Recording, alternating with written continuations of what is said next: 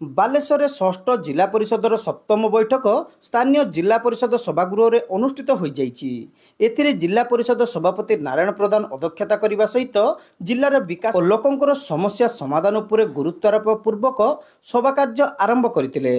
ବାଲେଶ୍ୱର ଲୋକସଭା ସାଂସଦ ପ୍ରତାପ ଚନ୍ଦ୍ର ଷଡ଼ଙ୍ଗୀ, ରାଜ୍ୟ ଶାସକ ଦଳ ଉପମୁଖ୍ୟ ସଚେତକ ତଥା ରେମୁଣା ବିଧାୟକ ଗୋବିନ୍ଦ ଚନ୍ଦ୍ର ଦାସ, ସଦର ବିଧାୟକ ମାନସ କୁମାର ଦତ୍ତ, ଜଳେଶ୍ୱର ବିଧାୟକ ଅଶ୍ୱିନୀ କୁମାର ପାତ୍ର, ବସ୍ତା ବିଧାୟିକା ସୁବାସିନୀ ଜେନା, ସର ବିଧାୟକ ମାଧବ ଧଡ଼ା, ଭୋଗରାଇ ବିଧାୟକ ଗୌତମ ବୁଦ୍ଧ ଦାସ, ନୀଳଗିରି ବିଧାୟକ ସନ୍ତୋଷ କଟୁଆ, ଶିମୁଳିଆ ବିଧାୟକ ପଦ୍ମଲୋଚନ ପଣ୍ଡା, ଜିଲ୍ଲାପାଳ ସୂର୍ଯ୍ୟବଂଶୀ ମୟୂର ବିକାଶ ପ୍ରମୁଖ ଏଥିରେ ଯୋଗ ଦେଇଥିଲେ। ପ୍ରାରମ୍ଭରେ ଜିଲ୍ଲା ପରିଷଦ ମୁଖ୍ୟ ଉନ୍ନୟନ ଅଧିକାରୀ ଦାୟିତ୍ୱରେ ଥିବା ଅତିରିକ୍ତ ଜିଲ୍ଲାପାଳ ହେମନ୍ତ କୁମାର ସିଂ ବିଗତ ବୈଠକର ବିବରଣୀ ଅନୁପାଳନ ଓ ଦୃଢ଼ୀକରଣ ଅନୁଯାୟୀ ଚଳିତ ବୈଠକର ଆଲୋଚ୍ୟ ପ୍ରସଙ୍ଗଗୁଡ଼ିକୁ ପାଠ କରିଥିଲେ।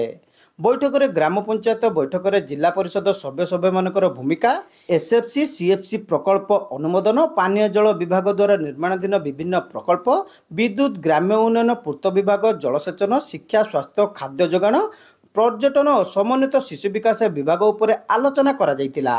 ଜିଲ୍ଲାର ସମସ୍ତ ପଞ୍ଚାୟତ ସମିତି ଅଧୀନରେ କାର୍ଯ୍ୟକାରୀ ହେଉଥିବା ପ୍ରକଳ୍ପ, ବିଭିନ୍ନ ଜନକଲ୍ୟାଣକାରୀ ପ୍ରକଳ୍ପ ସହିତ ଅନ୍ୟାନ୍ୟ ଯୋଜନାର ସଫଳ ରୂପାୟନ ନିମନ୍ତେ ସାଂସଦ ଓ ବିଧାୟକମାନେ ଜିଲ୍ଲାପାଳ ସୂର୍ଯ୍ୟବଂଶୀଙ୍କର ଦୃଷ୍ଟି ଆକର୍ଷଣ କରିଥିଲେ।